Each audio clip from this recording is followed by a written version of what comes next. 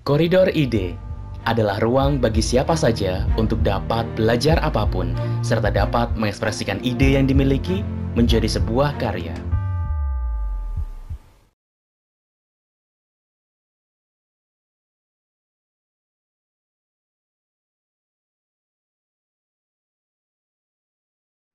Oke, perkenalkan nama saya Ayu dari Pusat Media dan Komunikasi Universitas Widya Kartika.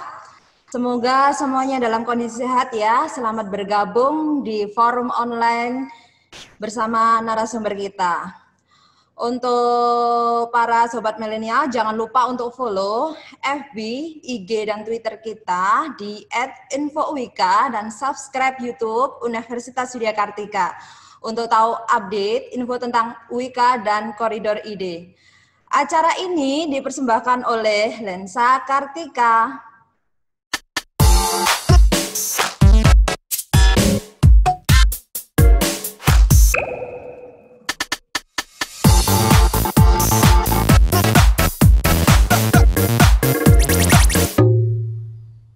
Kami sampaikan bahwa Koridor Ide ini bersifat gratis dan hadir setiap minggunya dengan judul dan narasumber yang akan membawakan ide-ide serta ilmu-ilmu yang akan dibagikan kepada sobat milenial semua. Informasi terkait Koridor Ide dapat sobat milenial akses di bit.ly/koridoride huruf kecil semua. Kita juga akan apresiasi bagi audiens aktif dan terfavorit. Kami akan berikan e-sertifikat gratis dan merchandise yang akan kami kirimkan langsung ke tempat tinggal sobat milenial. Apabila sobat milenial membutuhkan e-sertifikat, maka sobat milenial juga dapat memesan secara mandiri dengan menghubungi tim kami melalui WhatsApp di nomor 081232 770503. Saya sampaikan kembali untuk mengisi survei kepuasan yang dimana nantinya sebagai evaluasi kami nantinya, linknya sudah dikirim di email masing-masing peserta dan kami akan share di kolom chat juga.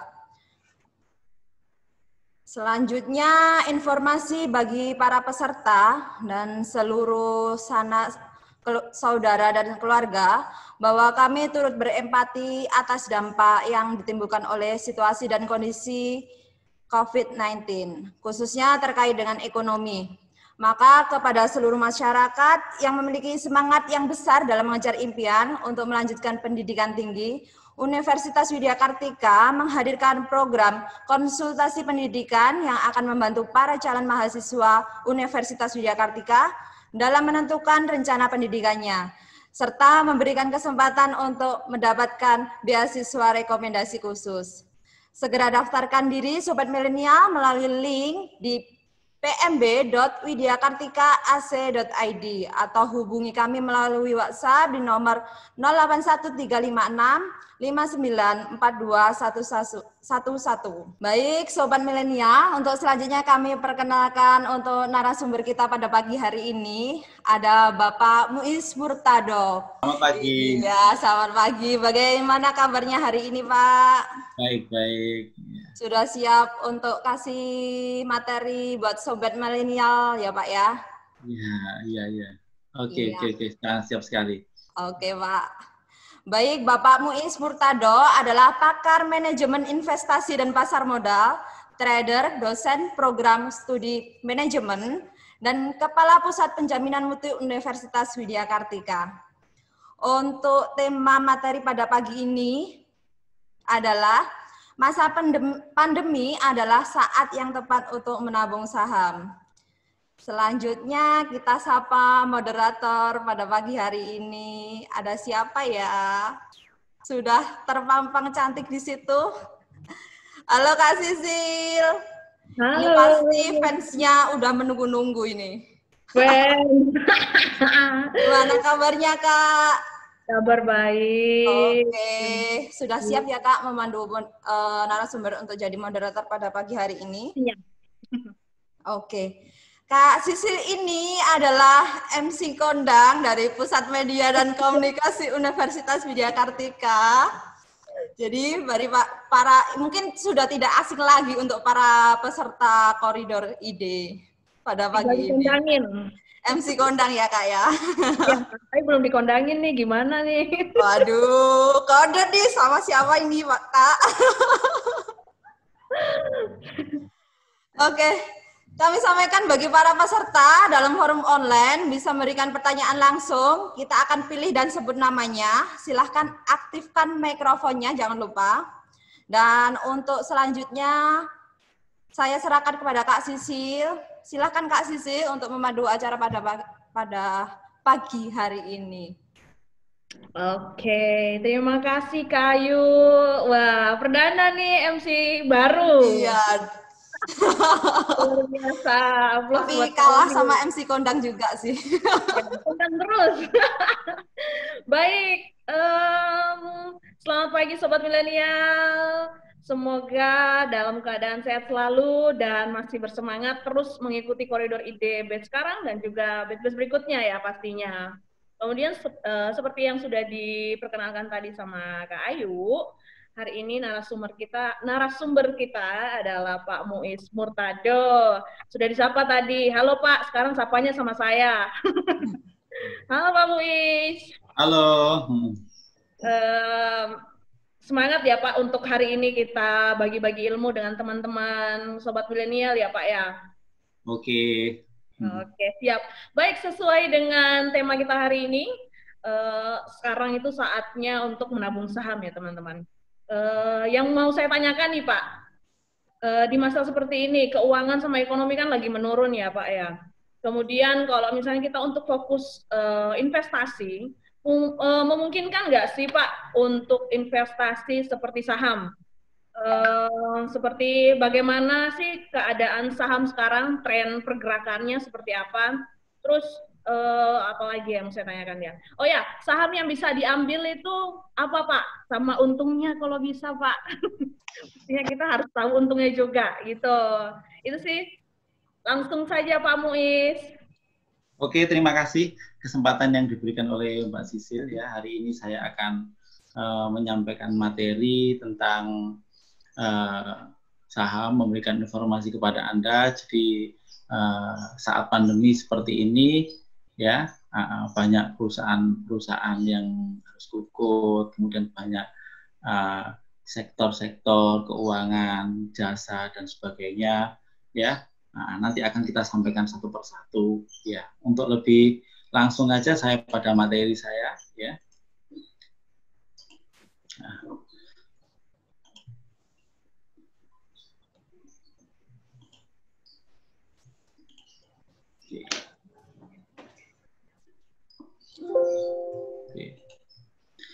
Jadi perkembangan indeks saat COVID. Jadi kita lihat indeks harga saham selama 5 tahun saat ini ya 2017 sampai dengan 2020. Kita lihat pada saat 2015 indeks kita masih tinggi, masih di atas 6.000. Indeks kita masih di atas 6.000. Kemudian pada saat Desember akhir memasuki bulan Januari indeks mulai turun dan puncaknya pada saat bulan Maret kemarin indeks turun sampai dengan 4.716 dan itu merupakan rekor terendah dalam 5 tahun. Jadi indeks kita kemarin turun sampai dengan rekor 5 tahun. Kemudian kalau kita melihat ya berdasarkan data di sini kita bisa melihat ya. Mana saja sektor yang turunnya paling tajam, yaitu properti tajam sekali, kemudian basic industri juga turun, kemudian agrikultur turun 33%, kemudian pertambangan turun 32%, kemudian finance turun 27%, dan perdagangan turun 26,65%. Infrastruktur turun 20%. Itu adalah gambaran ketika indeks pada saat pandemi kemarin. Kalau kita melihat data ini secara cermat, ya, kita lihat ini adalah harga pasar saham yang saya ambil kemarin sore penutupan. Kita lihat Bank BRI, Bank Mandiri, kemudian ada Telkom, kemudian ada Bank BNI, ada Pakuwon dan sebagainya. Coba kita amati satu persatu. mulai dari Bank BNI. Bank BNI kemarin dijual dengan harga 4.580. Ya. Kalau kita melihat Bank BNI dengan harga sekian, ini sangat-sangat murah. Kenapa? Harga pasarnya ini 7.500. Hari ini dijual cuma 4.580. Kemudian Bank Mandiri juga sama, dijual sekitar harganya 5.000-an. 5.000 kemarin ditutup pada posisi 5.000. Padahal harga normalnya Bank Mandiri itu adalah sekitar 8.000. Telkom ya, harga kemarin penutupan 3.190. Harga normalnya Telkom itu adalah Rp4.000, 3.800 sampai dengan Rp4.000. Nah, Pakuwon ini properti yang sangat bagus sekali. Nah, harga normalnya itu adalah harga 580 dan sekarang turun di kondisi 424. Turun. Kalau kita lihat rata-rata turunnya sudah di atas 30% semua. Rata-rata turunnya di 30%. Nah, kemudian kita lihat lagi Bank BTN. Bank BTN ini harga pasarnya normalnya itu adalah 2.000-an, 1.900-an lah. Nah, hari ini dia turun di angka 1.200. Berarti ada sekitar 30 atau 43% hilang dari kondisi itu. Begitu juga dengan Wijaya Karya. Nah, turunnya harga saham itu banyak yang mempengaruhi ya kemarin itu. Ya, kalau kita melihat dari sini, turunnya harga saham itu bisa kita lihat ya. Jadi harga saham naik turunnya sangat dipengaruhi oleh permintaan dan penawaran. Di sisi sini adalah permintaan akan saham Bank Mandiri. BNI, nah permintaannya ini total 240.634 lot permintaannya. Penawarannya adalah 289.126. Karena kemarin permintaannya itu lebih banyak di Bank Mandiri, di Bank BNI dibandingkan dengan permintaannya, maka Bank BNI naik. Ya, sebelumnya ditutup 4.550, kemarin sore naik menjadi 4.580 atau 0,66% dari hari sebelumnya. Jadi yang harus Anda pahami betul ketika di saham itu yang paling terpenting adalah harga normalnya itu berapa sih saham itu. Ya, harga normalnya itu berapa. Sehingga ketika Anda sudah tahu harga normalnya saham itu, ya, Anda bisa mulai masuk di saham. Sudah mulai masuk, oh saham ini murah atau mahal. Ya. Nah, jangan sampai Anda masuk ke dunia investasi, ya, Anda tidak mengerti, ya, tidak bisa menilai apakah saham itu murah atau mahal. Ya. Nah, itu adalah modal utama. Nah, kemudian kalau kita lihat di sini bisa melihat ya tren-trennya, oke. Nah, ini adalah tren-trennya, tren sahamnya. Kalau kita bisa pahami, yaitu Bank BNI harga normalnya adalah 7.650. Pak, untuk melihat harga normalnya dari mana? Untuk melihat harga normalnya kita lihat di sini. Kita lihat di sini, ini adalah harga normalnya. Harga normalnya di sini. Nah, di antara kisaran 7.600, 7.800 dan sebagainya. Kemudian ada penurunan yang sangat tajam sekali, yaitu di Februari sama Maret. Tajam banget turunnya. Nah, ini sudah kelihatan. Kalau turun kayak gini, ini nggak normal biasanya. Banyak faktor ini. Tapi yang kita lihat di sini, ini adalah mulai diumumkan di Indonesia mulai pandemi, yaitu per Maret. Bahwasanya Indonesia sudah ada terjangkit positif 1. Nah, di situ mulai pasar, mulai panik pasar. Kemudian negara-negara lain sudah menerapkan lockdown dan sebagainya. Nah, kita melihat bagaimana ini. Nah, Indonesia mulailah di saat ini bisnis-bisnis sudah mulai, Jakarta sudah mulai ditutup, sudah mulai diwacanakan lockdown dan PSBB. Nah, otomatis ini sangat berdampak. Mal-mal nggak bisa buka. Kemudian orang-orang tidak bisa beraktivitas dan sebagainya. Investor mulai panik. Dan pada saat ini juga, pada saat bulan Februari sama Maret, ini dolar kita naik tajam. Biasanya 3.600 naik menjadi 16.200 dalam waktu hanya 2 minggu. Nah, sehingga klop lah sudah Di pasar uang dan pasar saham sama-sama sudah. Nah, di situ. Nah, kenapa demikian? Karena banyak investor kita ya yang dari luar negeri dia memulangkan dananya. Dia menganggap nggak aman, ya prospeknya kurang bagus dan sebagainya. Nah, terlalu berisiko sehingga apa? Dia menarik modalnya. Kemudian dibawa ke luar negeri. Akibatnya apa? Capital outflow. Kalau nggak salah tercatat 300 triliun dalam waktu 1 bulan itu aja. Nah, capital outflow. Karena ada capital outflow yang secara otomatis orang jual saham besar-besaran diikuti oleh panic selling. Panic selling, orang-orang panik jual besar.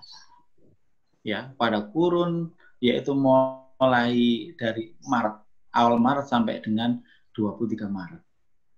Kita lihat di sini. Nah, ini bisa kita lihat, ini volume gede-gede banget ini. Orang-orang mulai jual gede-gedean. Jual besar-besaran. Kenapa jual besar-besaran? Ya itu tadi. Salah satu faktor kenapa dia jual besar-besaran. Karena takut, karena panik. Pasarnya panik. Nah, dan akhirnya sampai dengan di sini. Di sini orang-orang sudah berpikir rasional. Sudah jenuh jual. Nah, ditambah lagi di sini ada pemerintah kita, BUMN, kebetulan untuk saham-saham bank BUMN sama BUMN yang besar, Bu Sri Mulyani mengatakan, oke, kalau saham terus turun, oke, kita buyback. Maka terjadilah dilakukan buyback, ya pembelian saham kembali oleh BUMN, dan kebetulan bursa memberikan aturan kelonggaran otoritas bursa, yaitu perusahaan boleh melakukan buyback tanpa RUPS, dan ini disambut gembira oleh emiten-emiten. Maka perusahaan banyak melakukan buyback. Nah, ketika di sini mulai buyback sudah mulai naik, ya karena apa? Uang sekitar 9 triliun digelontorkan untuk membeli saham itu. Nah, ketika di buyback otomatis naik, ya karena permintaannya tinggi, maka dia akan naik. Nah, mulai saat itu sudah mulai kelihatan sudah. Nah, rasio pasarnya yang panik-panik udah mulai tidak, mulai masuk dengan normal. Dengan normal. Nah, itu mulai dari situ. Orang-orang sudah mulai berpikir rasional. Sampai sekarang. Dan kemudian di sini, ketika Mei awal sampai dengan akhir Juni, ya, Mei awal, ya, itu ada wacana new normal. Wacana new normal. Ketika wacana new normal, nah ini angin segar bagi dunia bisnis. Nah, maka mulai bergeliat lagi. Nah, kemudian sekarang sudah mulai banyak toko-toko buka, mal-mal sudah mulai buka, aktivitas walaupun dibatasi. Tapi ini sudah menjadi angin segar tentang bagaimana ke depan industri bisa jalan dan sebagainya. Artinya kepanikan dan sebagainya yang menghantui investor, ketakutan yang berlebihan sudah mulai berkurang, dan ini bagus untuk iklim bisnis dan sebagainya. Sama dengan Pakuwon juga sama. Pakuwon harga normalnya 575 sampai 600 Pakuwon. Dan kemudian Pakuwon jatuh sama, di bulannya sama. Kalau kita lihat sama. Berarti perilakunya apa? Perilaku investor, bukan dari perusahaan. Ini perilaku investor menanggapi masa COVID.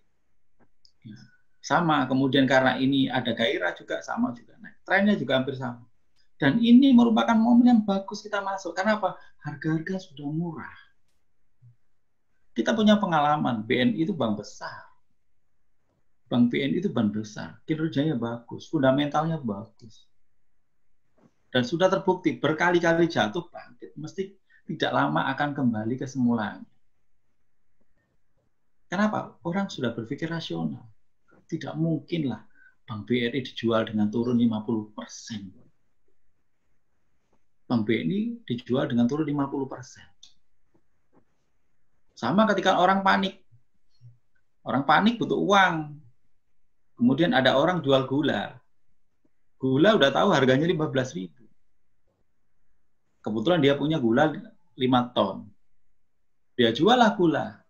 Harganya berapa? Harga normal 15. Karena dia panik butuh uang, ya, ditawarkan 11.000. Nggak laku. Orang-orang nawar, mau nggak 7.000? Nggak mau. Akhirnya dia ngomong, ya udahlah 11, ya udah 10. Akhirnya kena berapa? Kena 9.000 rupiah. Bagi yang beli, dia udah tahu kalau ini barang murah. Ada orang butuh uang karena panik, Entah uang itu mau berobat anaknya atau anaknya mau sekolah dan sebagainya, dia butuh uang cash, ya, sehingga dia jual dengan harga nggak masuk akal karena butuh uang. Ini yang terjadi di sini. Tapi bagi kita yang punya uang, ini momen untuk kita beli. Kenapa? Saya tahu gula itu harga normalnya 15.000, entah besok, sekarang atau tahun depan mesti 15.000. Mesti 15.000. Nah, itu. Oke, Pak Muiz. Ya, saya lanjutkan ya. Bentar ya. Oke, lanjut. Nah, ini adalah fundamentalnya bagus sekali, Bang BNI, masih bagus sekali. Kita lihat dari pernya. Ya, kita lihat dari pernya. 4,98. Kemudian nilai bukunya udah bagus sekali juga. Saya lanjutkan aja. Nah, oke. Hal-hal yang harus diperhatikan saat menabung saham. Ya. Nah, apa saja yang diperhatikan dalam menabung saham? Pertama adalah aksi korporasi perusahaan. Anda harus tahu aksi korporasi perusahaan. Aksi korporasi itu apa? Biasanya dividen. Dividen. Jadi Anda harus tahu betul kapan perusahaan itu akan membagikan dividen atau RUPS. Biasanya rata-rata umumnya itu di bulan April, Mei, Juni. Nah, biasanya di situ harga saham akan naik. Kenapa? Orang-orang kepingin dividen. Jadi untuk mendapatkan dividen tidak usah invest 1 tahun. Beli aja di tanggal kum atau sebelum tanggal kum. Yang kedua, proyeksi kinerja perusahaan pada masa mendatang. Oh iya itu. Kemudian kebijakan pemerintah, fluktuasi kurs nilai rupiah, kondisi fundamental, rumor dan sentimen pasar. Rumor. Tahun depan ada cukai rokok naik loh ya. Hati-hati yang pegang saham rokok. Faktor manipulasi pasar, saham gorengan itu. Kemudian faktor kepanikan. Saya lanjutkan. Kenapa masa COVID masa yang paling tepat untuk nabung? Yang pertama, harga saham sangat murah. Yang kedua, kondisi fundamental perusahaan bagus. Wacana new normal dan psikologi konsumen sudah rasional. Oke. Nah, Pak, apa sih nabung saham itu? Nabung saham itu adalah skema berinvestasi di mana investor mengalokasikan sejumlah dana untuk ditransfer ke rekening efek. Jadi beda kalau Anda nabung biasa, itu nabung di bank biasa. Kalau ini di rekening efek, itu nabung saham. Ya, dan nanti setelah di rekening efek Anda beli saham, Anda akan tabung. Ya, dengan harapan sahamnya akan meningkat. Ya. Perbedaan nabung saham dengan nabung biasa. Kalau tabungan biasa, deposito bisa dilakukan di bank. Keuntungan rendah, bebas risiko, biaya administrasi tabungan dan ATM. Nabung saham dilakukan melalui perusahaan sekuritas, keuntungan lebih tinggi berupa gain dan dividen, memiliki risiko, ya, biaya admin cuma 0,5%, include jual dan beli. Pak, berapa modalnya sih Pak untuk nabung saham? Ya, untuk nabung saham modalnya murah kok. Jadi kita lihat untuk beli saham satu bank BNI harganya 4.580, ya. Nah, ingat di dalam satuan saham itu ada melot, satu lot sama dengan 100. Jadi kalau untuk beli saham bank BNI, uang yang dibutuhkan cuma sekitar 458.000. Dengan modal 458.000 kita bisa nabung saham. Murah, sangat murah, ya. Nah, jadi kalau belinya satu lot berarti 100. Berarti uang yang kita butuhkan 458. Oke, Mbak, monggo silakan. Oke, baik, terima kasih banyak Pak Muiz materinya hari ini. Bisa disambung lagi nanti mungkin kalau ada materi tambahan, Pak. Yeah. Saya ingatkan lagi bagi teman-teman yang ingin bertanya, bisa langsung di kolom chat untuk pertanyaannya. Nanti akan dibantu MC kami untuk membacakan pertanyaannya ya, dan bisa juga langsung bertanya langsung kepada narasumber kita. Pak, saya sedikit bertanya dulu Pak, sebelum menunggu teman-teman yang lain juga ikut bertanya. Saya sendiri kan belum begitu mengerti juga tentang saham ya Pak ya. Bagaimana atau mengapa saya harus membeli saham itu? Menurut Bapak, apa yang harus, apa yang membuat saya yakin saya harus membeli saham itu? Sedangkan banyak pasti yang berpikiran untuk resiko-resiko saham itu seperti apa, gitu Pak. Iya. Saham, gitulah. Oke, nah, jadi perlu diketahui saham merupakan satu instrumen investasi. Ya, saham merupakan salah satu instrumen investasi. Ya, nah, yang Anda harus tahu adalah ketika Anda masuk di saham, ya.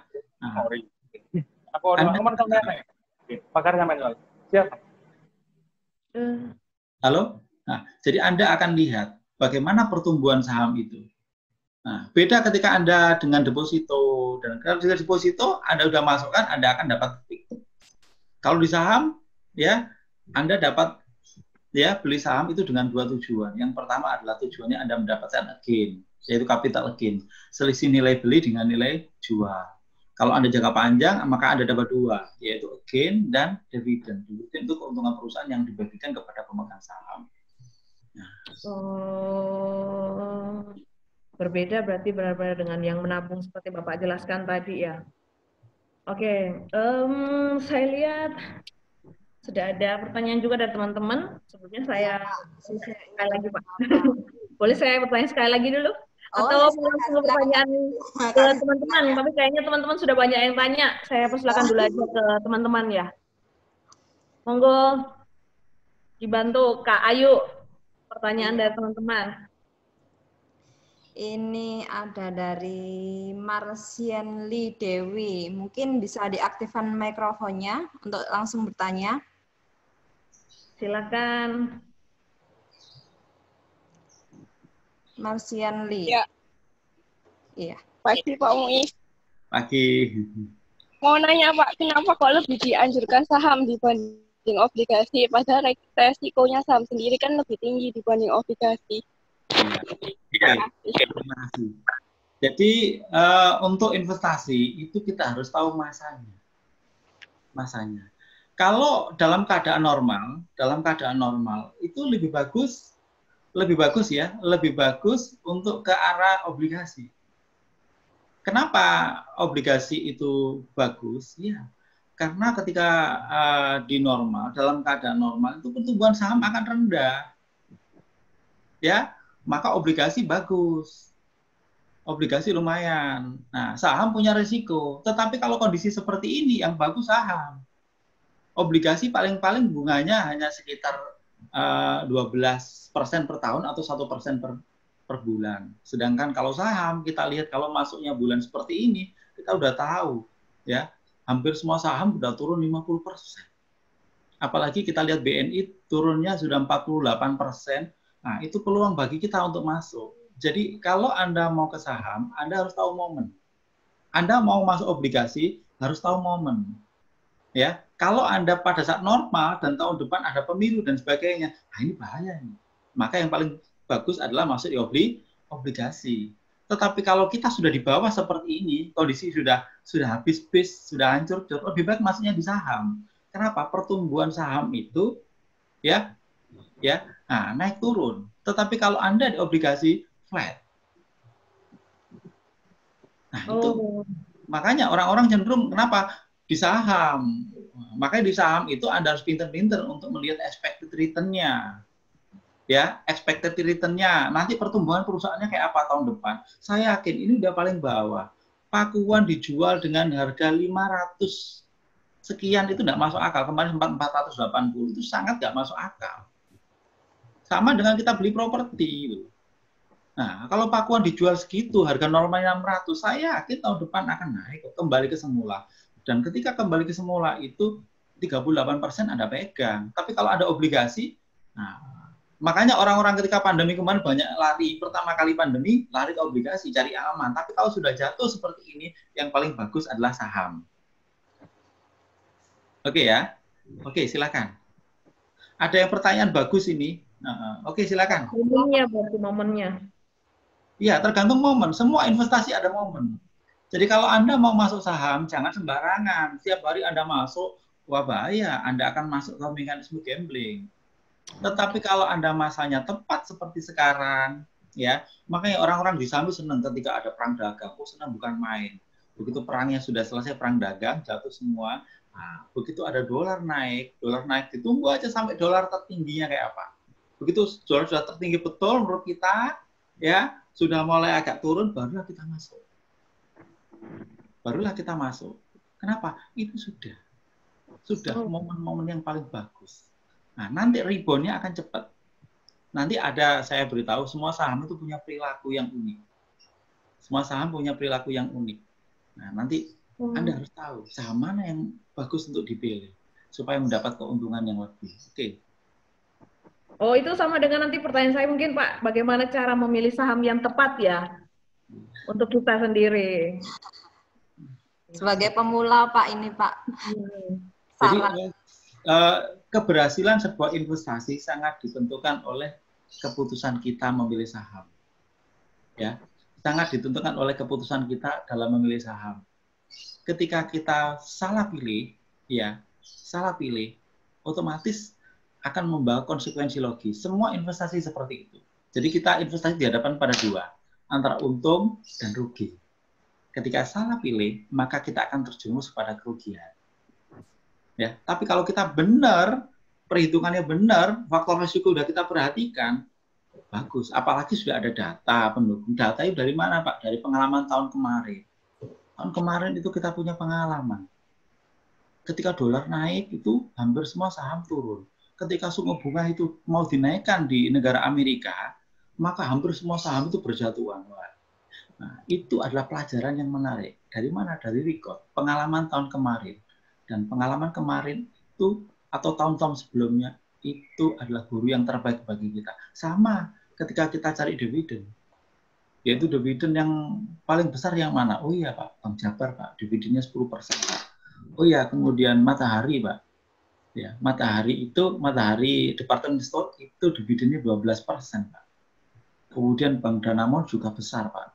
Sehingga Pak, kamu tahu, Bank Danamon, kemudian Bank Jabar itu kalau bagi dividen itu bulannya bulan April. Sehingga dari pengalaman kemarin, kamu bisa beli saham. Sahamnya apa? Kalau dia bagi dividen bulan April, saya belinya di bulan Maret.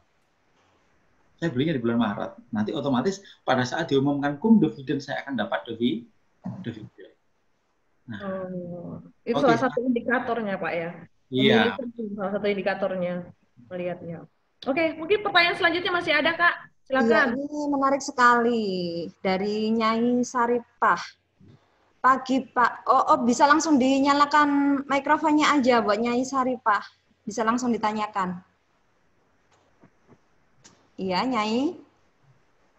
Oh, saya bantu bacakan aja ya. Oke, baik. Ini Pak, pagi Pak, sebenarnya keuntungan apa yang didapat jika menanam saham? Dan apa sih bedanya antara saham BUMN dan swasta, Pak? Bagus, pertanyaan ya, Pak ya. Iya. Jadi kalau kamu lihat itu banyak saham ya, ada saham BUMN, ada saham swasta dan sebagainya. Nah, saham-saham tersebut ya kita bisa melihat dari brandingnya ya saham-saham BUMN di Indonesia. Cuma saran saya ketika Anda mau menabung saham ada beberapa kriteria. Kita tidak pernah menyarankan BUMN atau tidak. Ya, yang pertama carilah saham yang liquid. Saham yang liquid itu saham kayak apa? Saham yang liquid itu yang transaksinya rata-rata 5 miliar per hari. Itu saham liquid 5 miliar per hari. Nah, kemudian yang kedua, kita lihat siapa pemilik perusahaan tersebut dan berapa komposisi milik publik terhadap keseluruhan perusahaan. Oh ya, pemerintah 51%, publiknya 49%. Otomatis ini akan yang terjadi adalah mekanisme pasar. Jelas kenapa? Saham di masyarakat banyak sekali. Kapan Pak kita harus memilih saham Pak? Apakah BUMN atau tidak? Jujur saya paling senang saham BUMN. Favorit saya itu Bank Mandiri, Bank BNI, Bank BTN, ya, kemudian Semen Gresik. Nah, 4 itu yang menjadi incaran saya. Kenapa saya senang pada saham-saham BUMN? BUMN merupakan salah satu emiten yang paling bertanggung jawab. Kenapa saya katakan bertanggung jawab dibandingkan dengan yang lain? Iya, ketika dia sahamnya turun kayak kemarin pada saat Maret itu sampai turun sampai dengan 30% dari harga normalnya. Nah, mesti Menteri Keuangan sama Menteri BUMN akan ngomong, oke, besok kita buyback. Apa buyback? Oke, kita akan beli sahamnya kembali milik publik. Wah, dengan adanya buyback otomatis harga saham akan naik secara otomatis. Kenapa? Permintaan besar. Nah, dan kenapa ketika saya senang saham BUMN, ketika di buyback saham saya akan naik. Kalau dari bawah saya baru beli kemudian di buyback, oh saham saya ikut naik, terkerek. Dan kalau sudah saya beli sebelumnya, saya rugi karena turun. Saya udah beli kira-kira 4 bulan yang lalu di saham BUMN, ternyata apa? Sahamnya turun. Turun kenapa? Kena COVID. Otomatis aset saya banyak hilang.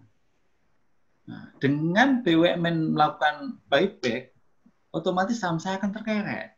Kita lihat kemarin itu, Semen Gresik 20% saat buyback itu naiknya dalam 1 hari 20%. Lumayan, itu bisa mengurangi kerugian saya.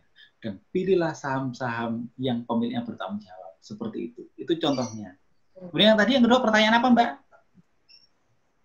Yang tadi, Mbak, pertanyaan apa, Mbak? Iya Pak, itu aja sih bedanya menanam, apa untungnya menanam saham di BUMN sama yang di swasta gitu. Ya. Tapi ini ada pertanyaan selanjutnya Pak. Iya, apa silakan. Ini dari Sania Permata. Ya. Itu menanyakan apa bedanya menanam saham dibandingkan deposito Pak? Lebih menguntungkan mana Pak? Lihat masanya, Mbak. Kalau masa kayak COVID seperti ini sudah jatuh betul, ya. Kalau kita masanya setelah Maret kemarin sampai sekarang paling bagus di saham. Karena pertumbuhan saham itu besar sekali. Ya, ekspektasi kita setahun ke depan saham, saya yakin kok, pengalaman saya berkali-kali sudah 5 tahun di saham itu. Saham-saham itu yang saham-saham LQ45, ya, yang masuk di LQ45, terutama BBNI, Bank Mandiri, Semen Gresik, Telkom itu kalau jatuh cepat reboundnya, sangat cepat reboundnya. Nah, sangat cepat reboundnya. Nah, disitulah. Ya, yang kedua, ya. Nah, kalau kita misalnya sudah masuk duluan dengan kondisi yang nggak aman, kemarin kita masuknya di bulan Desember dan sebagainya, paling aman adalah obligasi. Kenapa obligasi paling aman? Iya, obligasi sangat aman. Kenapa aman? Iya, apapun perusahaan mau rugi, apapun perusahaan mau apapun, saya tetap dapat kuponnya. Tapi kalau saham rugi, ya ikut rugi pemegang saham. Tapi kalau obligasi, tetap dia dapat kuponnya. Karena obligasi itu bukti surat utang. Nah, itu yang Anda harus ya ingat betul. Jadi ketika harga normal dan sebagainya, saya jujur aja lebih senang obligasi. Kenapa? Saham paling naiknya 1%, 2%, 1%, 2%, 3% plus risiko. Tetapi obligasi, walaupun kita hanya 1%, tapi kita aman. Makanya surat utang negara itu laris manis ketika dalam kondisi normal. Dan kalau Anda pada saat bulannya Januari, Februari, Maret kemarin, obligasi besar-besaran, orang-orang saham takut dilarikan ke obligasi. Tapi stop masanya selesai. Begitu sudah saham jatuh, sudah di bawah, wah betul, yang bagus adalah saham. Makanya saya katakan, sebelum Maret, obligasi bagus. Setelah Maret, ke sini, ini sudah sangat rendah saham. Yang bagus saham. Ngerti ya? Iya, sebenarnya ini ada kekurangan dan kelebihannya ya Pak ya. Ya, kita harus pinter. Kapan kita obligasi, kita harus saham, kita harus tahu masanya. Oke, baik. Masa itu yang paling penting. Tahu masa ketika kita ingin investasi di saham ya Pak ya. Iya.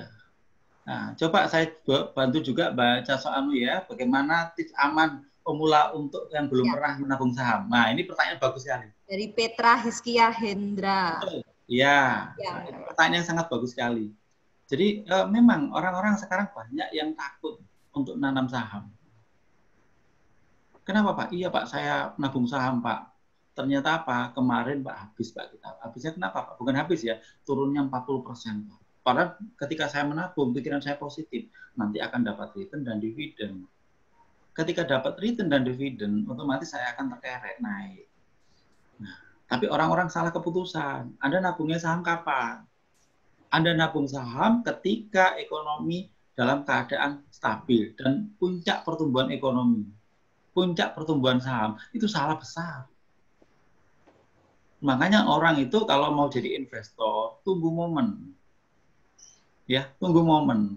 momen cari orang butuh duit, mau jual rumah, itu harganya murah mesti. Daripada di harga normal. Ya, Normal 400-500. Tapi orang yang butuh duit, kalau itu. Kita tahu 250 dikasihkan. Wah, itu sama, saham juga sama. Jadi ada momen kalau nabung saham itu.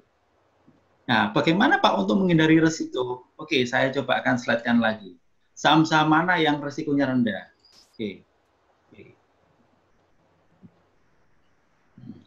Oke, Mbak, kalau kepingin aman, ya, kalau kepingin aman,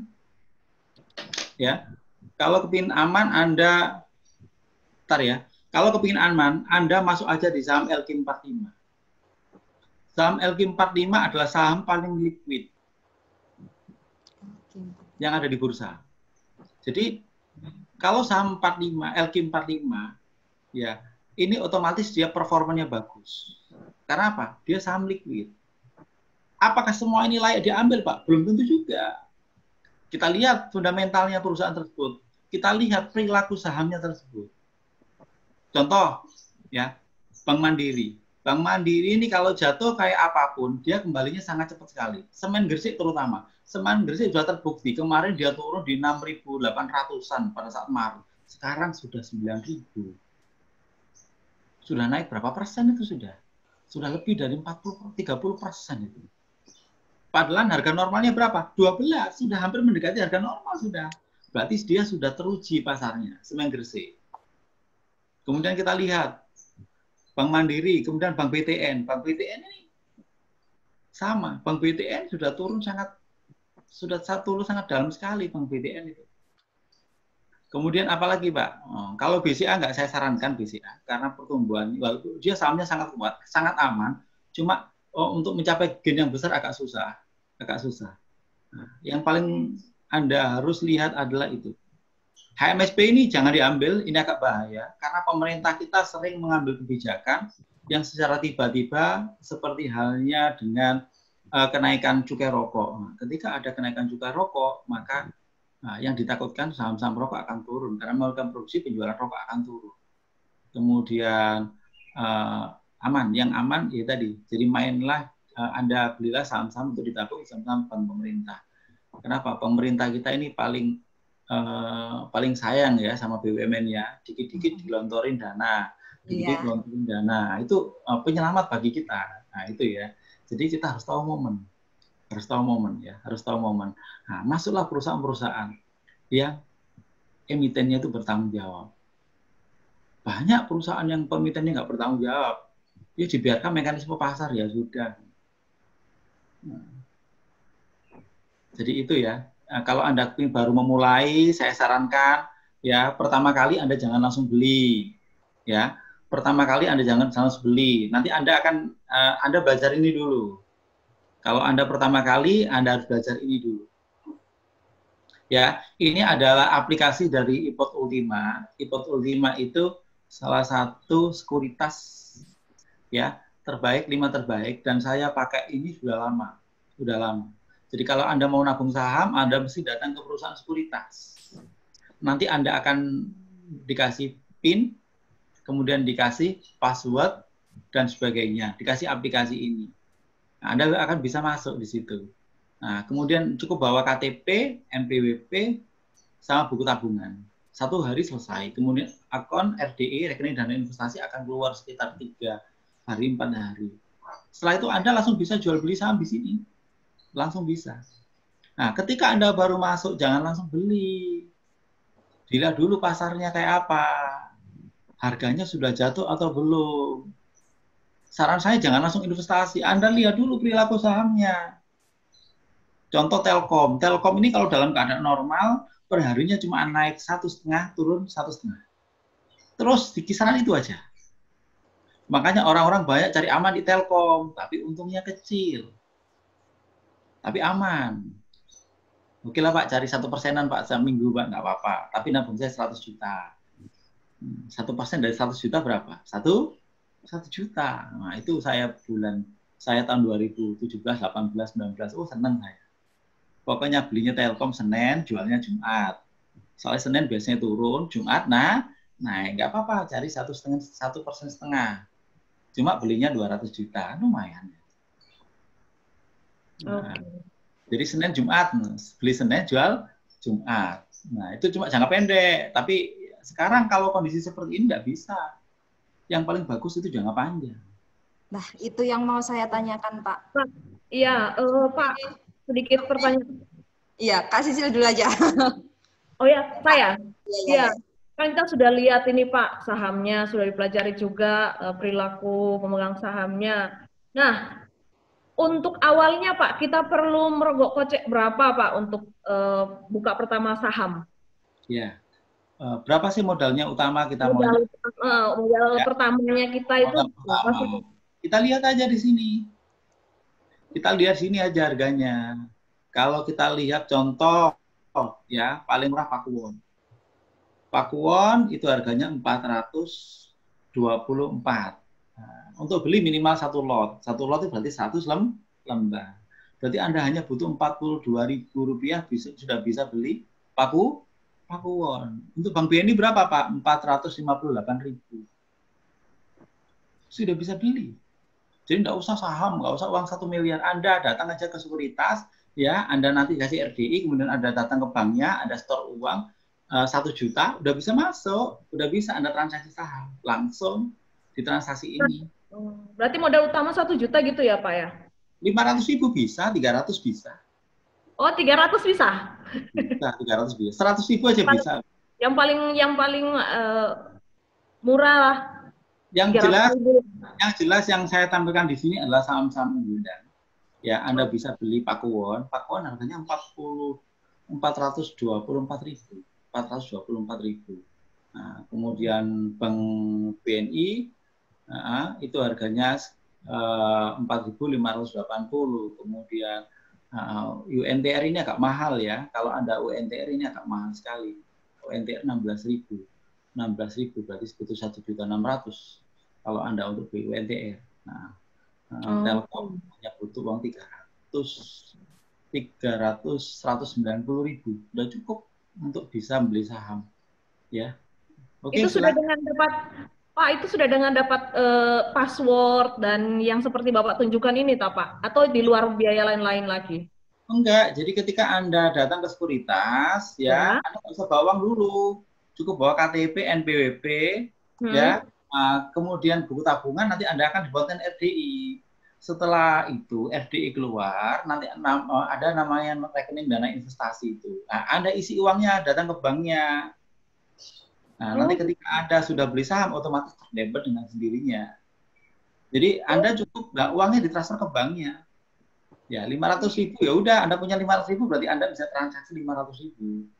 Oh, tidak ada biaya-biaya tambahan untuk yang ada. Nanti ada biaya broker. Biaya broker itu 0,5%. 0,5% dari sudah include ya nilai jual dan beli. Sudah termasuk include nilai jual dan beli. Misalnya saya contoh, saya beli mana ini? Saya beli Bank Mandiri. Oke, saya beli 10 lot.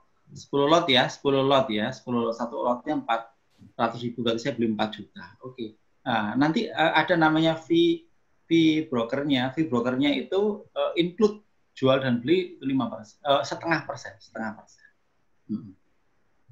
Oke, silakan. Oke, pertanyaan saya lihat juga banyak pertanyaan. Silakan Kak Ayu untuk pertanyaan teman-teman. Banyak banget nih. Ya, banyak banget. Iya Pak, sebenarnya saya juga itu sih Pak, sedikit tertarik sih. Karena habis ada ilmu-ilmu kayak gini, kayak sebenarnya menabung saham tuh keuntungannya yang lebih tinggi tuh di jangka pendeknya atau di jangka panjangnya Pak? Ya. Nah, tergantung momen Mbak. Tergantung momen ya. Cuma saran saya jangka panjang lebih bagus kalau kondisi seperti ini.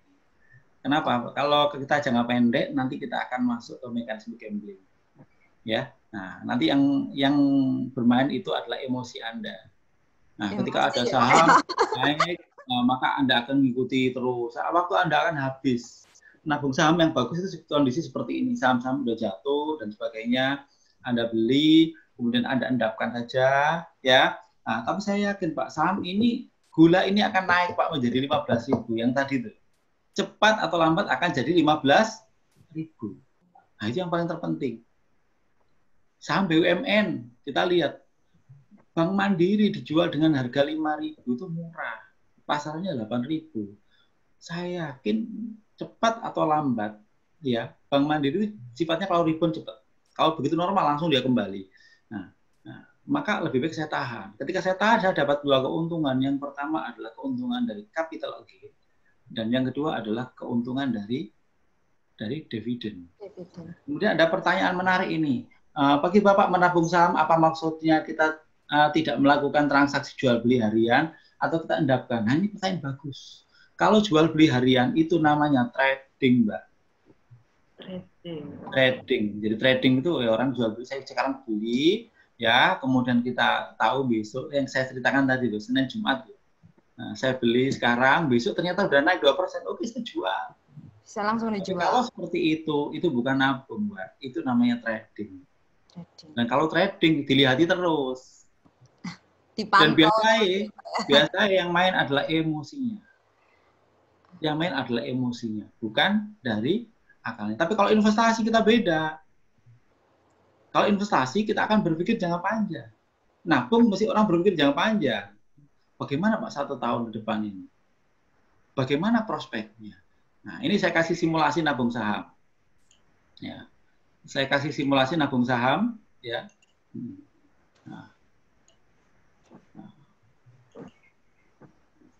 Nah, ini simulasi nabung saham. Setiap orang yang mau nabung saham harus punya simulasi pertumbuhan. Ya, bisa dilihat ya. Nah, kita lihat sekarang BBNI harganya adalah kemarin sore adalah 4.580. Pakuwon 424, Wika 1230, BBTN 1210. Target price, kita harus punya target. Kita nabung harus punya target, Pak. 1 tahun harus jadi ini sekian. Kita sama dengan beli rumah, beli investasi tanah. Kita beli sekarang, Pak. 5 tahun lagi kemungkinan target kita, rumah kita itu yang beli 400 bisa jadi 600. Atau lebih tinggi dari itu. Nah, kemudian Pakuwon, harga sehari ini 424. Kita punya target 580. Wika harga sekarang adalah 1230, kita punya target 2070. Bank BTN kita punya harga sekarang 1210, kita punya target 2040. Sehingga apa? Nah, inilah sehingga ada namanya ekspektasi gain, ekspektasi keuntungan kita. Ekspektasi keuntungan kita dari gain itu adalah selisih antara nilai beli dengan nilai jual. Kita perkirakan kita nanti ya kita akan untung sekian, 2.700. Pakuwon kita beli sekian, nanti kita jual di harga sekian, nanti untung kita perkirakan, ini ekspektasi ya. Nah, kita perkirakan 156. Kemudian Wika ya, harganya sekarang sekian, kita ekspektasinya kita untung 840. BBTN 1210, ekspektasi kita 2040 dan expected gain-nya adalah 80. Dan kita juga akan dapat dividen karena 1 tahun. Ini dividen ini adalah saya ambil data berdasarkan tahun sekarang atau tahun kemarin. Dan ini sudah saya asumsikan 50. Andai kata karena ini kinerjanya perusahaannya turun, karena ada COVID, oke, dividennya tak turunkan, ekspektasi saya menjadi 50%. Ya, nah. Ini yang harusnya 200 sekian, oke jadi 103, 3,5, 25,4. Nah, sehingga nanti uang yang kita perkirakan di tahun depan itu akan menjadi sekian.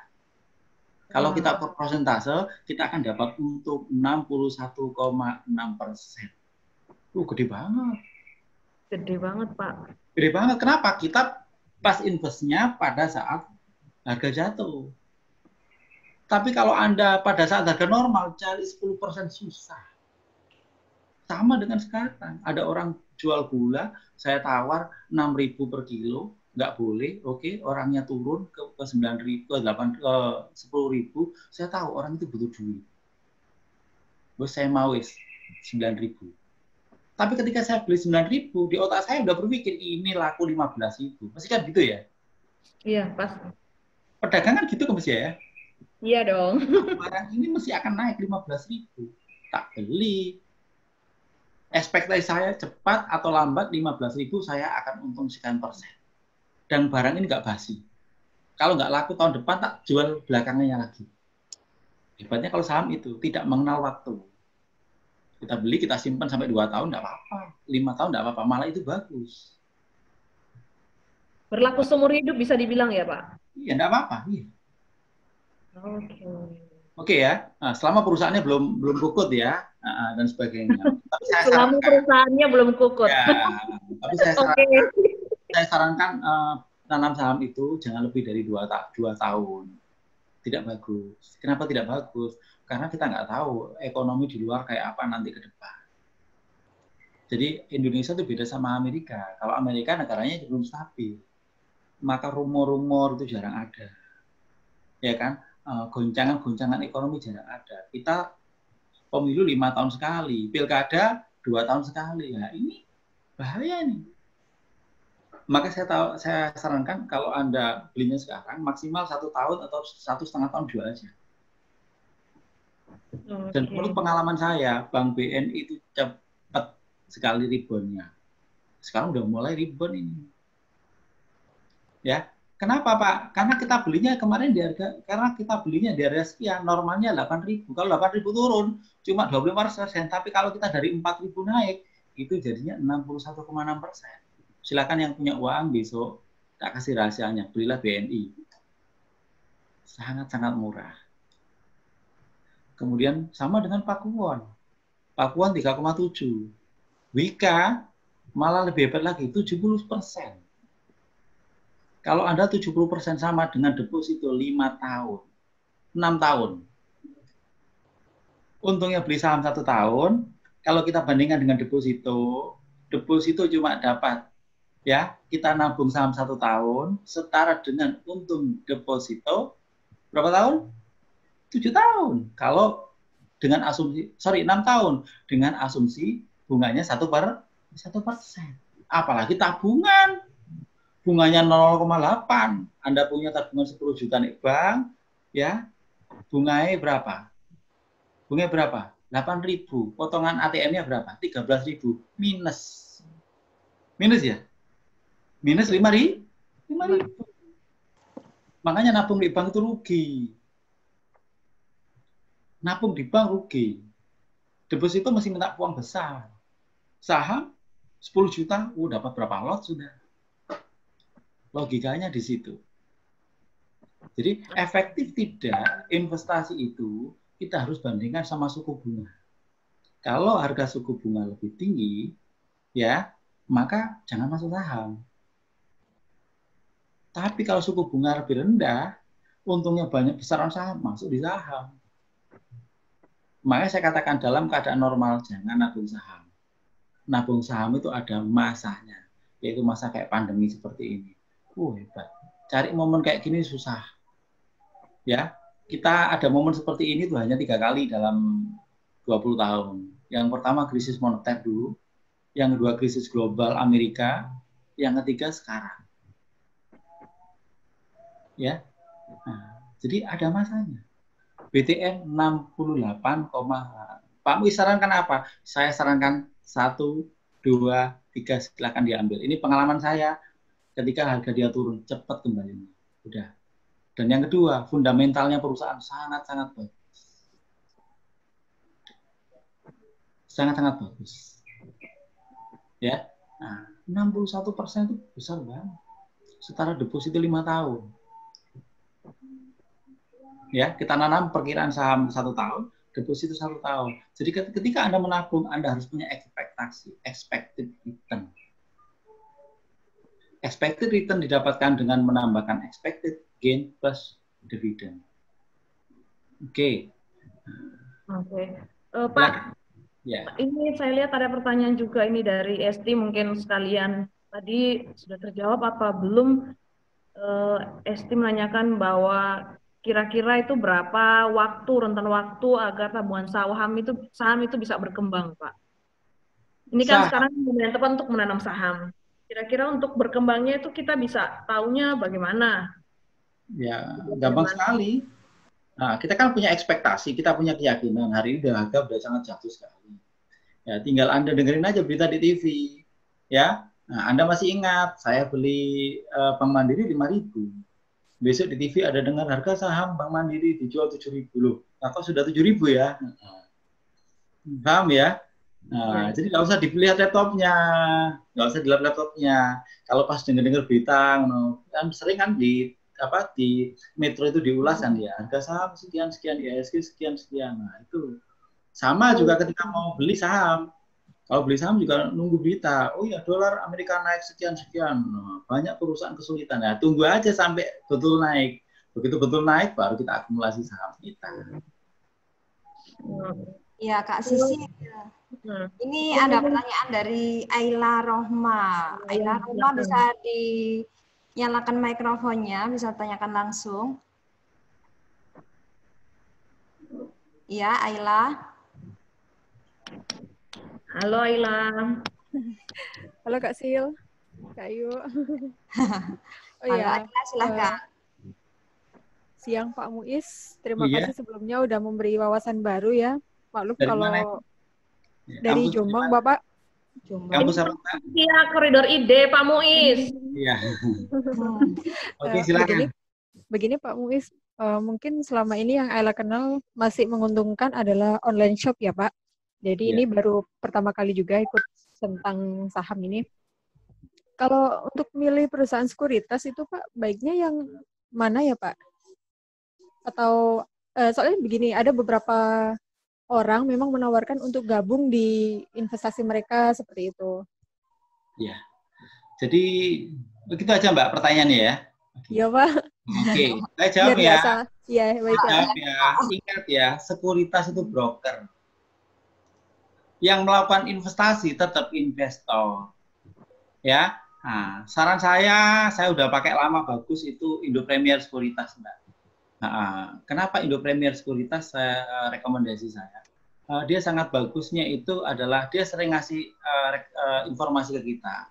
Pak, target price MNCN, saham ini murah bisa diambil, saham ini ditahan, target price-nya sekian. Jadi ingat ya, sekuritas itu hanya broker, Mbak. Broker dia hanya menyediakan aplikasi untuk yang trading saham itu kita sendiri, Mbak. Jadi beda sama 20 tahun yang lalu kita telepon, kita belikan, sekarang nggak ada. Akun di tangan Anda semua, Anda bisa beli langsung. Ini ada pertanyaan bagus juga yang tanya sama, apakah jual beli saham bisa seenaknya seperti di pasar? Betul. Betul. Jadi ketika Anda sudah buka papan trading, ya papan trading saya buka sekarang, oke, saya akan langsung ke aplikasinya. Ini, saya buka langsung ke aplikasinya. Saya buka aplikasi ya. Ya Pak. Nah, oke, bentar. Sebentar ya, bentar. Kok keluarnya WA? Nah, ini ada, tertutup ya. Ini ada aplikasi Ipot Ultima. Aplikasi Ipot Ultima untuk transaksi saham. Sebentar ya, saya close dulu ya. Nah. Oke. Nah, ini adalah aplikasinya, salah satu contoh aplikasinya. Di aplikasi ini, Mbak, perlu diketahui, orang yang jual beli di pasar, Mbak, satu hari, Mbak, transaksinya 215 miliar, Mbak. Hanya BRI top. Telkom, Pak, ditransaksikan 322 miliar. UNTR 36 miliar. Nah, Pak, apakah bisa bagaimana, Pak, cara prosesnya jual beli itu terjadi, Mbak Rohma? Begini, di sini adalah angka permintaan. Permintaan, ini penawaran. Hari ini harga saham 5.000. Saya nawar. Oke, saya nawar. Kalau saya nawar di harga 4.970. Oke, saya maka urut antri di sini. Urut antri di sini. Nah, sekarang harganya 5.000. Kita lihat trennya nanti turun atau naik. Kalau nanti harganya turun sampai kena 5970, otomatis nanti sampai saya kena. Ya maaf ya, hari ini memang hari Sabtu, bukan jam trading. Sehingga kalau nggak jam trading, kita nggak bisa tahu. Kalau ini tahu, ini pergerakannya setiap detik. Setiap detik. Nah, untuk tahu nanti trennya itu naik atau turun, kita lihat di sini aja. Di sini ada 233.000 lot. Di sini ada 130.000 lot. Otomatis banyak yang jualan daripada yang beli. Banyak yang jualan daripada beli, maka harga diberikan turun. Oke, sekarang harganya sekian, udahlah saya nawar di sini aja lah, di 4970 lah. Nanti begitu mau 4970, loh, saya perkirakan nanti turun lagi. Saya pindah lagi ke harga 4950. Bisa. Bisa. Makanya saya katakan, Pak, jual beli saham itu saya enak sendiri. Iya, betul. Persis kayak Anda nyanyangan di pasar. Oke, harga baju ini berapa? 6.000, kayak Anda kalau di mana, di Malioboro. 6.000. Oh, enggak bisa, Pak. Udah 3.000. Oh, enggak boleh 4.000. Nah, tergantung. Kalau yang nawar banyak, ya ditinggikan harganya. Tapi kalau nggak ada yang nawar, 6.000, sepi banget. 6.000, banyak orang yang jualannya sama semua lagi. Ya udah, saya minta 4.000 lah. Oke, saya minta 4.970 lah. 4.970. Nah, begitu 4.970, masuk lah.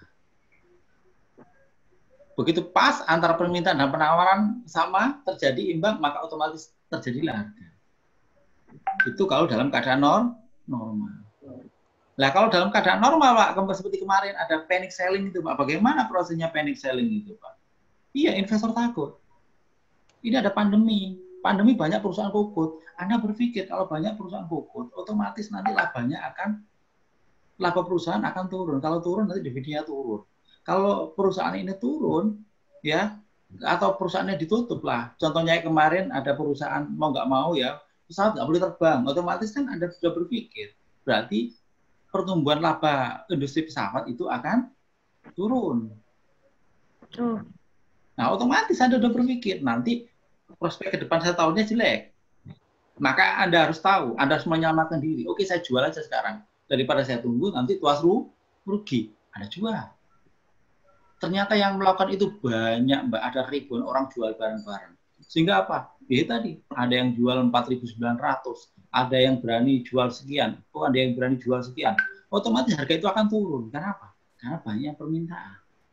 Sama kalau harga naik. Oh ya, sekarang ekonomi udah new normal, bagus. Oke, orang-orang jual 490. Kamu jual 490, saya akan jual 5.000. Saya jual 5.000 sebanyak orang ini, ternyata masih banyak lagi yang jual. Berani atasnya lagi. Berani atasnya lagi. Berani atasnya lagi. Itulah, ini mekanisme lelang saham. Oke, Pak Muiz, sedikit menyinggung Pak dengan yang Bapak sampaikan tadi. Saya langsung terpikirkan, bisakah uang yang kita investasikan itu untuk beli saham itu hilang, Pak? Nggak mungkin, nggak mungkin. Nggak mungkin. Kalau berkurang, itu karena harga sahamnya yang turun. Tapi hilang enggak ya, Pak? Hilang enggak aman ya, Pak ya, walaupun apa? Saham itu adalah warakat bukti kepemilikan. Ketika Anda punya uang 100 juta, Anda belikan saham, ya sudah, nanti akan nanti nama Anda akan tercatat di KSEI bahwasanya adalah pemilik saham tersebut. Ya. Nah, yang penting itu akunnya jangan hilang. Kalau akunnya hilang, ngurusnya kayak nomor rekening. Ya, ngurusnya kayak nomor rekening. Nah, yang penting itu jaga akunnya. Jaga akunnya. Nah, selama Anda sudah beli dan Anda sudah tercatat sebagai pemilik saham itu, salah satunya, itu akan tersimpan. Datanya akan tersimpan di Custodian Sentra Efek Indonesia. Karena dia yang mencatat siapa saja yang punya saham ini. Tercatat terus. Oke. Nah, kemudian nanti setiap tahun Anda akan dikirim undangan, yaitu namanya corporate action. Biasanya ada apa? Ada corporate action dalam rangka RUPS. Nah, diundang Anda. Nah, kemudian nanti di situ keputusannya apa? Oh, dividen. Oh, Anda berhak dapat dividen. Dan record itu Anda dapat laporannya per bulan via email. Jadi ketika Anda pegang sahamnya, nanti tiap bulan Anda dapat rekap dari sekuritas Anda, ya, mengenai transaksi Anda dan kondisi kalau uang Anda itu saham Anda naik, berarti ditulis nanti, oh untung sekian. Jadi ada recordnya, Oke, silakan. Ada yang tanya yang lain, monggo. Ya, saya lihat banyak pertanyaan. Mungkin langsung saja Kak Ayu, pertanyaan selanjutnya untuk dibahas dari siapa? Ya, sebentar. Ini ada Firman Maulana, Pak. Ya. Firman bisa aktifkan mikrofonnya? Ya, bisa, Bu. Iya, silakan. Ya, Pak. Dari mana, Firman? Dari Surabaya, Kak. Surabaya aja ya. Manajemen. Oh. Manajemen Wika. Oke. Mahasiswa Wika. Iya. Silakan langsung ditanyakan kepada Pak Muiz. Oh iya, Pak. Kita kan banyak yang mahasiswa ya, Pak ya? Lalu mungkin kan juga belum bekerja, Pak. Nah, jadi kan nggak punya NPWP ya, Pak ya? Nah, tadi kan persyaratannya kan kita kalau mau nabung saham itu perlu ada KTP, NPWP. Lalu kalau nggak ada gimana, Pak ya? Ini biasanya saya siasati dengan pakai nama bapak kita, keluarga kita. Tidak gitu. akunnya pakai nama keluarga kita, nanti akunnya yang pegang kan saya. Nah itu bisa itu. Saya sering seperti itu. Jadi saya pakai nama orang tua boleh, kakak boleh. Tapi bilang kakaknya, Kak ini nama kakak aja, tapi akunnya saya. Gitu ya. Iya, Pak. Bisa kok.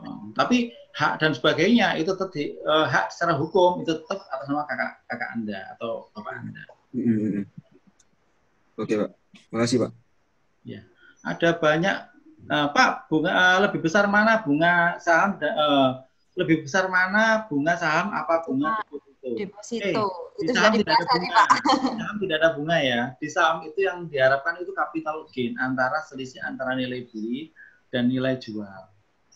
Ya, selisih antara nilai beli, misalnya Anda tadi belinya itu 5.000, dijual laku 7.000, berarti ada selisih 2.000, itu labanya, ditambah lagi dividen, keuntungan perusahaan per tahunnya.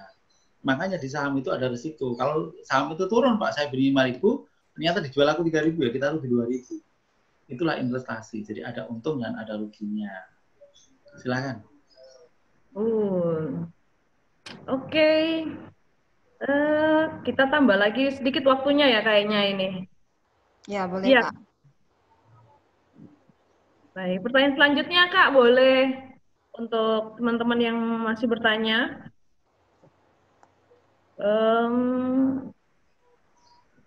Ini rata-rata juga banyak yang sudah terjawab di pertanyaan sebelumnya. Oke, ini banyak sekali ini. Apakah lebih besar mana bunga saham sama deposito? Lihat masanya ya. Kalau kondisi seperti ini paling bagus kita beli saham. Kenapa? Kita udah jatuh banget sekarang, udah di bawah. Paling bagus beli saham. Kenapa? Saham itu perusahaan itu kalau jatuh kan paling 1 tahun, 2 tahun udah bangkit. 1 tahun lah paling udah bangkit itu. Nah, pilih saham-saham yang berkualitas, perusahaannya bagus. Saya yakin mereka akan naik. Kenapa? Ya, pasar udah mulai logika. Bisnis sudah mulai jalan, untungnya juga gede, nanti balasnya gede. Kalau deposito apapun flat, mau perusahaannya rugi, mau berapa. Kalau aman memang aman deposito, cuma untungnya sangat kecil sekali. Sangat kecil. Deposito kita berapa? Nggak sampai 1%, 0,9 per bulannya. Kalau saham kita bisa 20, bahkan tadi perkiraan saya expected return-nya 61%. Nah, dari mana kok berani Pak Muiz bilang seperti itu? Dari pengalaman. Ya, pengalaman apa, Pak? Pengalaman karena saya sudah sering merecord itu. Saya pegang Telkom lama. Jadi pegang Telkom itu 2016 sampai 18. Itu mesti tiap bulan saya ngoleksi Telkom. Ya tadi kalau Telkom itu saya punya prinsip Senin, Jumat. Nggak tabung, saya beli harian. Tapi kalau saya Pakuan saya beli jangka panjang. Kalau Pakuan saya jangka panjang. Ya. Kalau BTN, Pak, BTN itu kalau ada momen, BTN itu paling sensitif dengan nilai tukar sama suku bunga. Kenapa? Dia paling banyak properti. Dan properti itu ketika suku bunga naik, maka otomatis dia akan naik. Ya. Nah, kalau properti suku bunga naik, maka penjualan properti akan turun. Penjualan akan turun. Kenapa? Orang nggak berani kredit bank. Suku bunga bank lagi naik, Anda kreditnya 400 juta.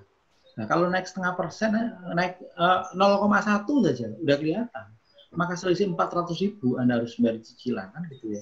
Maka orang-orang agak takut. Orang-orang agak takut di situ. Oke, yang lain juga banyak, ini bagus-bagus ini. Iya. Kemudian apakah jual beli saham bisa seenaknya? Bisa. Masalah uang saya jadi ingin ikut, oke, tinggal datang aja ke perusahaan sekuritas ya. Saya sarankan Indo Premier, ya. Kenapa? Saya pakai Indo Premier udah 6 tahun, udah bagus. Mereka ngasih rekomendasi bagus-bagus juga. Nah, cuma pesan saya masuklah di LQ45 karena LQ45 itu perusahaan paling aman, ya. Karena 45 saham paling teraktif itu LQ45. Nah, kemudian oke. Yang terakhir Pak, ada Firman lagi yang mau tanya. Ya, silakan. Kalau kita beli saham pada satu perusahaan, lalu kalau perusahaan itu bangkrut, kita ikut menanggung hutangnya enggak, Pak? Oh ya, jangan khawatir ya. Jangan khawatir. Jadi saham itu kita akan melihat ya. Nah, jadi perusahaan itu pun kalau biasanya kalau perusahaan itu dipublikkan ya, itu kita sudah ada benteng banyak bentengnya ya. Jadi saya rasa banyak perusahaan yang di Indonesia itu tidak sampai asetnya minus yang go public. Saya katakan tidak sampai asetnya minus. Kalau asetnya minus kan berarti kita ikut menembus gitu ya. Tapi selama ini kenapa syarat go public itu susah, Mbak? Sudah diperketat. Yang pertama harus laba berturut-turut. Yang kedua ya laba berturut-turut. Yang kedua dia diaudit oleh akuntan publik. Yang ketiga banyak Pak, ada perusahaan Pak Taro Pak. Contoh Taro ya. Taro itu perusahaannya bangkrut ya. Bangkrut karena dia bunuh diri ya. Karena PT Aisyah itu ada kebijakan yang bikin dia bunuh diri sehingga dia tidak dipercaya oleh pasar. Akhirnya apa? Orang jual-jualan. Tapi nggak sampai minus. Begitu saham itu hebatnya apa? Ketika di bursa itu ada namanya batas bawah. Ketika sudah menyentuh batas bawah Rp50, maka dia akan apa namanya? Suspend. Dan ketika suspend, udah aman udah. Udah sangat aman sudah. Nah, biasanya perusahaan-perusahaan yang bangkrut itu lebih cenderung kepada perusahaan-perusahaan yang non-publik. Kenapa? Kontrolnya tidak ada. Kalau publik, begitu dia melakukan suatu kebijakan sudah dipanggil dia. Kalau dia penyelewengan sudah dipanggil. Kemudian kalau dia dalam posisi jelek, dia akan di-delisting, akan dikeluarkan dari bursa. Nah itu. Ya, nah, jangan khawatir. Selama Anda pilih LQ45 aman. Jangan pilih saham-saham yang jelek, jangan pilih saham yang fundamentalnya jelek dan sebagainya. Pilih LQ45, saya yakin aman.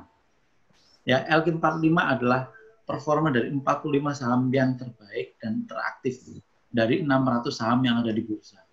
Ya. Jadi kalau kita memilih satu liquid. Kenapa liquid? Ya, karena kita bisa menjual kapanpun karena pasarnya ada. Ya, yang kedua, yang diminati oleh pasar. Jangan kita beli, jualnya susah. Nah, itu. Oke? Pak Muiz, sedikit tambahan dari saya mengenai Firman tadi kan sudah bilang apalagi bangkrut. Dari menurut Bapak, kapan saat yang tepat untuk kita menjual saham itu, Pak? Saat yang tepat, ya sesuai dengan target price. Oh. Ya, jadi kalau kita target tadi Telkom bisa masuk di 4.000, walaupun nggak sampai 1 tahun, jual aja. Oh. Kita mau invest 1 tahun. Target kita belinya 4.000, mau kita jual di harga 6, kita jual di harga, contoh ya Bank BR, Bank Mandiri, kita punya 5.000. Nah, kita targetnya 7.500. Kalau udah lebih dari target, ya jual aja. Kenapa? Kita nggak tahu belakangnya nanti naik tambah turun, kita kan nggak tahu. Iya, ya benar. Iya, jadi kalau yang penting itu orang beli saham itu harus punya target price. Target saya berapa? Kalau sudah melebihi target, ya kita jual. Kalau pengalaman Bapak sendiri, kira-kira berapa lama kalau Bapak jual saham seperti itu?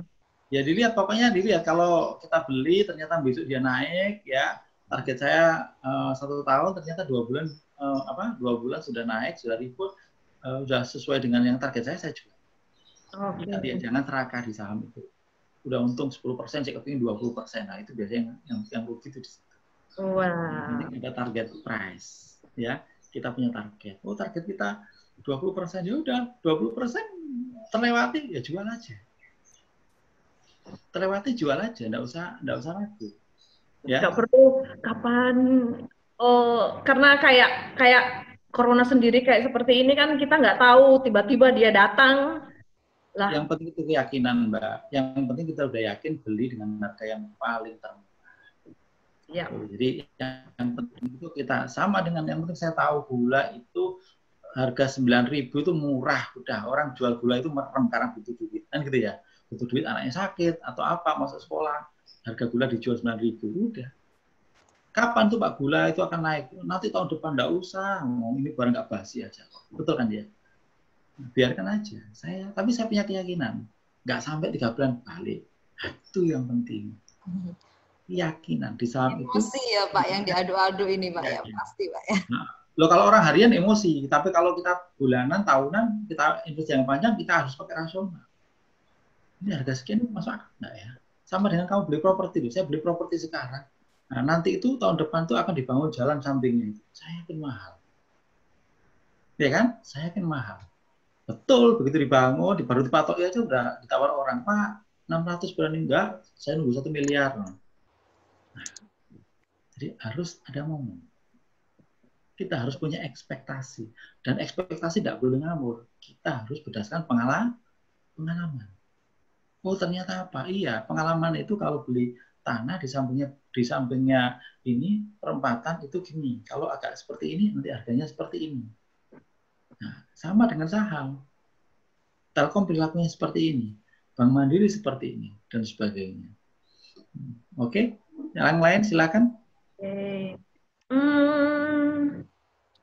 Saya juga melihat sedikit pertanyaan-pertanyaan dari teman-teman yang sudah ada di sini dan perlu saya ingatkan kembali teman-teman seperti yang sudah disampaikan juga di awal, jangan lupa untuk mengisi survei kepuasan kami untuk evaluasi kami nantinya ya. Dan di akhir acara kita juga pastinya ada ini Kak, ada surprise buat teman-teman sobat milenial yang sudah ikut serta. Iya, nanti di akhir acara Kak. Siap. Oke, kalau begitu saya lihat juga waktunya sudah siang sekali. Bisa mungkin untuk Pak Muiz sendiri memberikan closing statement-nya. Pak, silakan Pak. Jadi kalau Anda kepingin nabung saham, ya nabung tujuannya nabung, itu adalah yang bagus jangka panjang. Dan Anda harus ngerti momen. Momen yang tepat untuk memulai nabung adalah momen ketika ada suatu peristiwa yang menyebabkan harga saham itu jatuh. Jadi jangan menabung saham pada saat harga normal, itu tidak bagus. Investasi apapun di harga normal nggak bagus. Cari suatu peristiwa. Memang semua orang nggak kepingin peristiwa, tapi dengan peristiwa itu akan menjadikan kita peluang. Jadi kegagalan seseorang peluang bagi kita. Karena harga sudah bukan lagi turun, tapi sudah ganti harga. Iya. Harganya 8.000, sekarang ganti harga 4.000 kan ganti harga ya. Iya. Kalau turun 10%, lebih dari itu berarti ganti harga. Itu. Ganti harga udah turun. Udah turun 50%, dan ini momen bagi kita. Apapun, mau investasi properti, apapun sekarang momennya. Properti lagi jatuh, harga 500, hari ini dijual cuma 350. Apa? Itu uang kan. Jadi kita harus pintar-pintar memandang ya sebuah peristiwa itu akan menjadi sebuah peluang bagi kita. Peluang apa? Peluang masuk untuk investasi. Makanya kalau Anda harus pintar-pintar untuk bagaimana kita merancang masa depan kita. Nah, kalau kita pakai properti untungnya sekian persen. Kalau kita deposito, uang kita nganggur Pak 1 miliar Pak nih Bang, deposito untungnya nggak sampai 1%. Tapi kita bisa si saham bisa sampai dengan per tahunnya bisa di atas 20-60%. Nah, sangat bagus itu.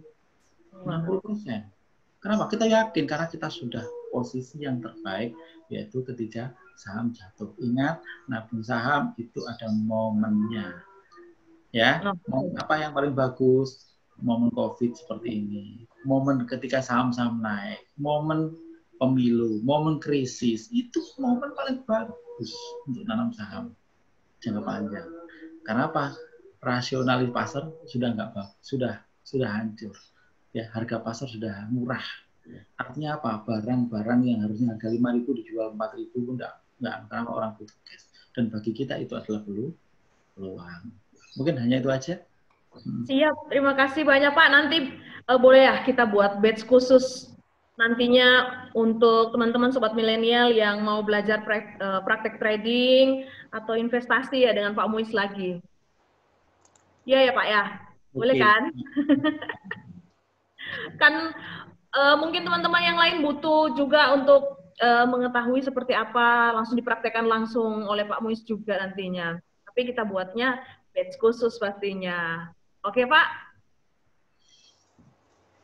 Bapaknya kayaknya sudah narik nafas.